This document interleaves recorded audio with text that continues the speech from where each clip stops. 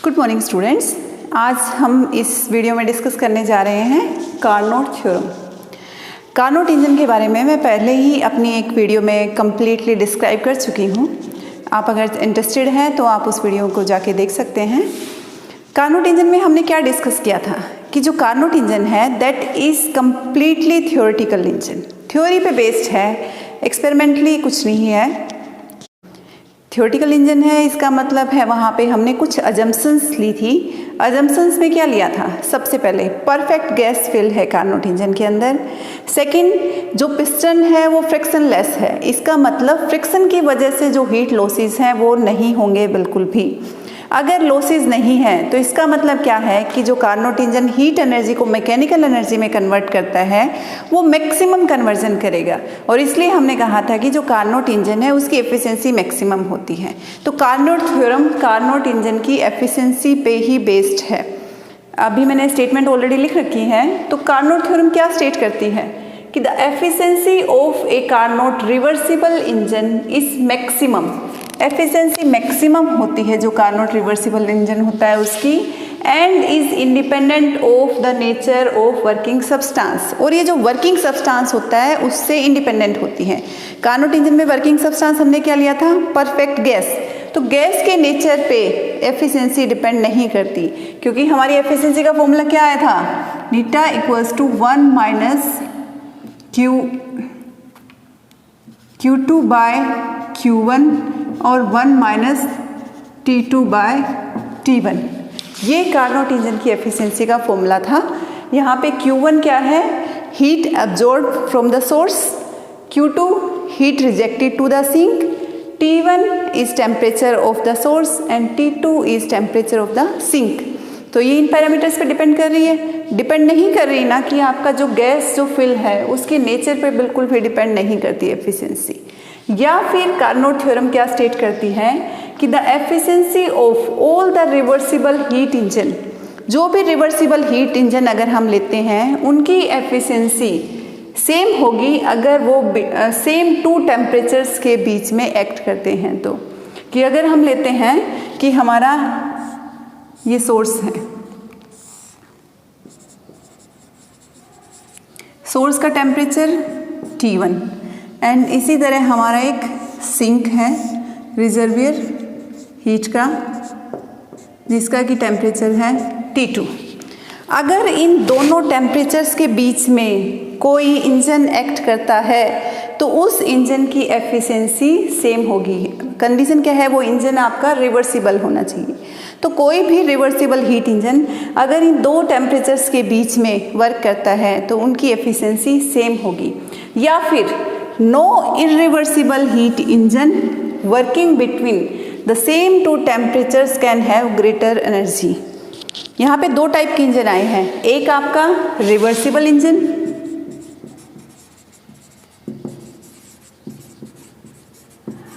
एक आपका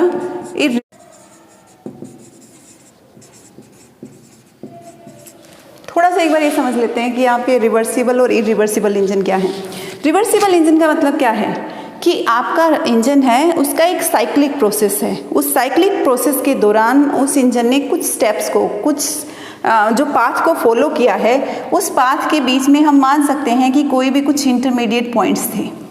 अगर ये इंजन A पॉइंट से B पॉइंट पे इन इंटरमीडिएट पॉइंट्स के थ्रू जाता है तो रिवर्सिबल इंजन के लिए पॉसिबल है कि B टू A जब इसको लेके आया जाए तो ये सेम इंटरमीडिएट पॉइंट्स को फॉलो करेगा। ओके, बट जब इरिवर्सिबल इंजन की बात करते हैं तो इरिवर्सिबल इंजन में जो रिट्रेस किया जाता है पाथ वो एग्जैक्ट सेम नहीं होता आपके डायरेक्ट पाथ से। इरिवर्सिबल और रिवर्सिबल इंजन आई थिंक आपको समझ में आ गया होगा। तो अब यहाँ पे स्टेटमेंट क्या कहते हैं कि अगर रिवर्सिबल हीट इंजन है तो इन दोनों टेम्परेचर्स के बीच में सबकी एफिशिएंसी सेम होगी, बट कोई भी irreversible heat engine reversible heat engine से एफिशिएंसी ज़्यादा नहीं रखेगा। इसका मतलब हमेशा आपके जो रिवर्सिबल हीट इंजन है उनकी एफिशिएंसी ज़्यादा होगी as compare to irreversible heat engine. अब इसका प्रूफ करते हैं। तो सबसे पहले हम मान लेते हैं कि हमारे पास दो इंजन है, इंजन A एंड B। ए है आपका इरिवर्सिबल इंजन एंड बी है आपका reversible engine. Okay, reversible and reversible engine. आप जो दोनों इंजन है, दोनों के पास अपनी अपनी एफिशिएंसी होगी। मान लेते हैं कि ए इंजन है, उसकी एफिशिएंसी है नीटा ए, एंड बी इंजन है, उसकी एफिशिएंसी है नीटा बी। ये स्टेटमेंट क्या कहती है कि नीटा ए कभी भी नीटा बी से बड़ी नहीं हो सकती। तो इसको प्रूव करने के लिए हम मान के चलते हैं, let us assume eta A is greater than eta B. यहाँ से हम अपना आर्टिकल स्टार्ट करते हैं कि अगर नीटा ए नीटा बी से बड़ी होगी तो क्या होगा। देखते हैं कि ये बड़ी हो सकती है या नहीं हो सकती, क्योंकि स्टेटमेंट के अकॉर्डिंग तो बड़ी नहीं हो सकती। तो हम इसको प्रूव करके देखते हैं। तो हमने क्या लिया, दो रिजर्वियर लिए, टेम्परेचर T1 सोर्स का, टेम्परेचर T2 सिंक का।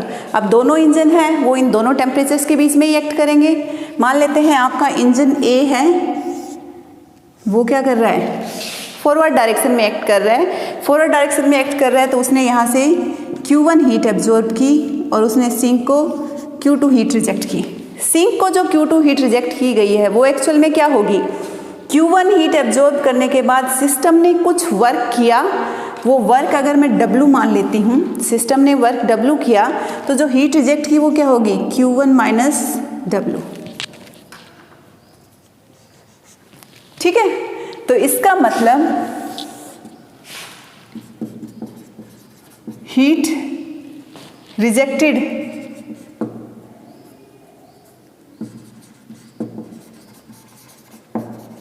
To the sink by engine A, जो कि इरिवर्सिबल है, इसने हीट कितनी रिजेक्ट की, Q2, और ये Q2 हीट किसके इक्वल है, Q1 माइनस W के इक्वल। ठीक है, क्लियर। अब जो आपका सेकंड इंजन है, उस सेकंड इंजन को हम लेके चलते हैं। ये हीट इंजन है आपका बी। जो बी इंजन है that is reversible in nature with eta B efficiency. B engine को हम क्या लेते हैं, रिवर्स पाथ में लेके चलते हैं कि ये आपका रिवर्स पाथ में मतलब वर्क कर रहा है। और क्या किया हमने, इन दोनों इंजन्स को कपल कर दिया। अब अगर इन दोनों इंजन्स को कपल कर दिया तो क्या होगा, ये जो W वर्क डन ए ने किया था, ये वर्क डन ये किस पे करेगा, बी के ऊपर करेगा। तो बी सिस्टम के ऊपर वर्क किया गया है W। अगर इसके ऊपर W वर्क किया गया है तो हम मान के चलते हैं कि यहाँ पे जो बी सिस्टम है उसने जो एनर्जी रिवर्स डायरेक्शन में वर्क कर रहा है, इसका मतलब क्या है, सिंक से एनर्जी लेगा और सोर्स को एनर्जी देगा। रिवर्स मोड में एक्ट कर रहा है तो इसका मतलब इसने जो सोर्स को एनर्जी दी वो क्या है आपकी Q1 प्राइम मान लेते हैं। यहाँ पे Q था, इसको Q1 प्राइम मान लिया। सोर्स को एनर्जी Q1 प्राइम दी तो W work done on the system हुआ। तो इसका मतलब इसने जो सिंक से एनर्जी गेन की वो एनर्जी कितनी गेन की इसने, Q1 प्राइम माइनस W। ये स्टेप क्लियर हुआ। मैंने इसको रिवर्स डायरेक्शन में समझाया है। बी सिस्टम है आपका, रिवर्स मोड में एक्ट कर रहा है, इसका मतलब है सिंक से एनर्जी लेगा एंड सोर्स को एनर्जी देगा। अब जो सिंक से एनर्जी इसने ली वो हम मान लेते हैं कि Q1 prime minus W energy इसने ली। ओके, अब इसके ऊपर ए सिस्टम के द्वारा W वर्क डन किया गया है। तो वर्क डन अगर सिस्टम ऑन द सिस्टम होता है तो वो क्या हो जाता है, वर्क डन इस एनर्जी में एडअप हो जाएगा। तो ये क्या हो जाएगा, Q1 prime minus W plus W। तो आपके कितनी एनर्जी रिलीज करेगा ये, Q1 प्राइम। ओके, तो जो सिस्टम बी है उसने एनर्जी सोर्स को रिलीज की, वो कितनी होगी,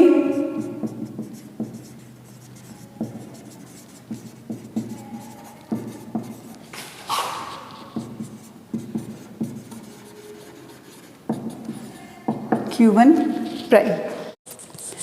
अब हम यहाँ पे देखते हैं कि जो सिंक है उसने हीट लॉस किया है एंड सोर्स ने हीट गेन किया है। तो net loss of heat from the sink and net gain of heat from the source find out करते हैं। तो सबसे पहले net heat loss by sink. Sink का कितना टोटल हीट लॉस है, सिंक ने Q1 minus W energy absorb की and Q1 prime minus W energy release की। तो नेट लॉस कितना किया, उस नेट लॉस को हम कह सकते हैं Q1 prime minus W minus Q1 minus W। तो सिंक का नेट लॉस कितना आ गया हमारे पास, Q1 prime minus Q1। Similarly net heat gain by source,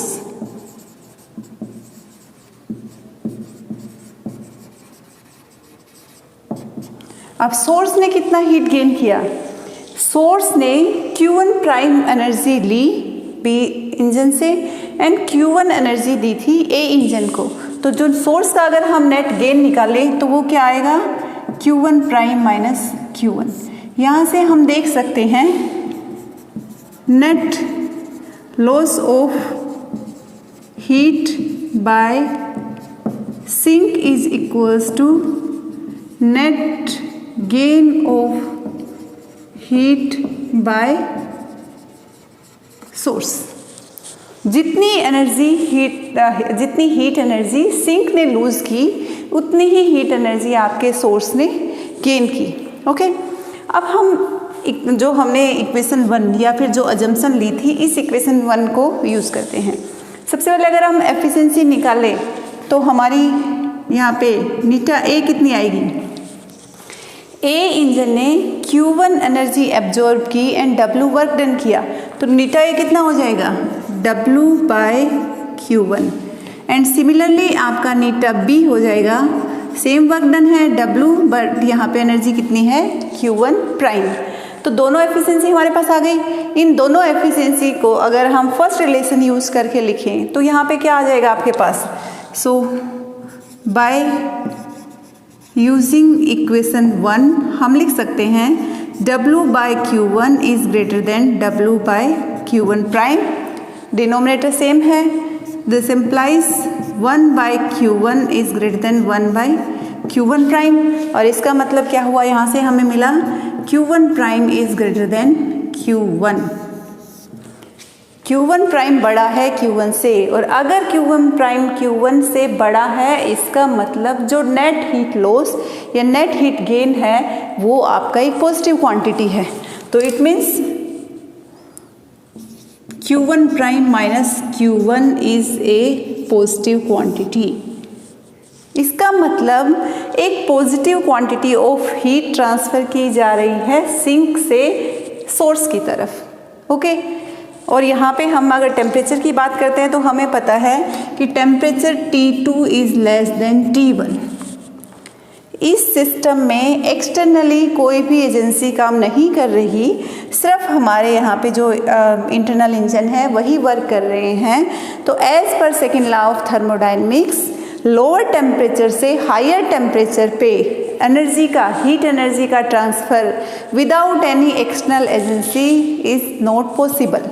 तो इसका मतलब जो हीट का जो पॉजिटिव हीट एनर्जी का ट्रांसफ़र हो रहा है यहाँ पे सिंक से सोर्स की तरफ, वो पॉसिबल ही नहीं है जब तक हम इस सिस्टम को कहीं बाहर से किसी एक्सटर्नल एजेंसी से सपोर्ट ना करें।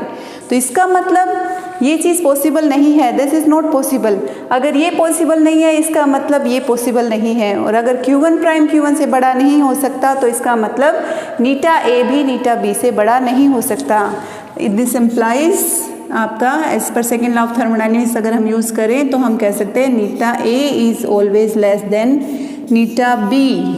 Efficiency of irreversible heat engine is always less than efficiency of reversible heat engine if these two engines will work between same two temperatures। Same temperature होंगे T1 T2, इन दोनों के बीच में अगर एक irreversible engine है एक रिवर्सिबल इंजन है तो रिवर्सिबल इंजन की एफिशिएंसी हमेशा ज़्यादा रहेगी। सेकेंड पॉइंट था कि जब हम रिवर्सिबल हीट इंजन की बात करेंगे तो सबकी एफिशिएंसी सेम होगी। क्यों? क्योंकि रिवर्सिबल इंजन में हमें पता है कि जो एफिशिएंसी का फॉर्मूला क्या होगा, 1 माइनस T2 बाई T1। वो हमेशा आपके सेम टेम्परेचर्स के बीच में वर्क कर रहे हैं अगर इंजन, तो सेम एफिशिएंसी रखेंगे। ए इंजन है वो भी T2 T1 के बीच में वर्क कर रहा है, बी इंजन है वो भी T2 T1 के बीच में वर्क कर रहा है, सी इंजन है वो भी T2 T1 टेम्परेचर्स के बीच में वर्क कर रहा है। तो इसका मतलब अगर हम रिवर्सिबल इंजन्स की बात करेंगे तो सबकी एफिशिएंसी सेम होगी अगर वो सब एक ही दो मतलब सेम सोर्स एंड सिंक के बीच में काम कर रहे हैं। तो ये आपका कार्नोट थ्योरम है। अब इस कार्नोट थ्योरम के बेस पे हम एक सिंपल प्रॉब्लम डिस्कस करते हैं। क्या प्रॉब्लम है? उस प्रॉब्लम के अकॉर्डिंग आपको गिवन है, क्या गिवन है, सोर्स टेम्परेचर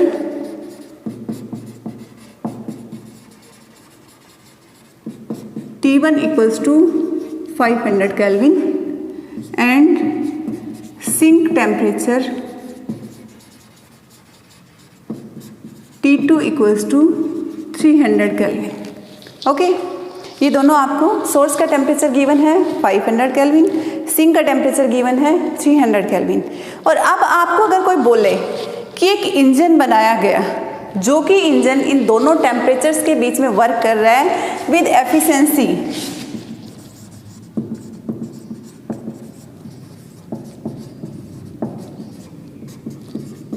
50%, ये चीज़ है, तो क्या ये राइट है?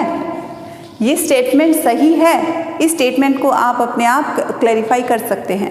कैसे?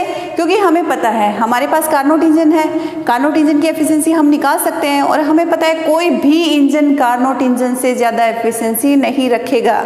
तो हमारे कार्नोट इंजन की एफिशिएंसी अगर इन दोनों पैरामीटर्स पे निकालें तो क्या आएगी कार्नोट इंजन की एफिशिएंसी?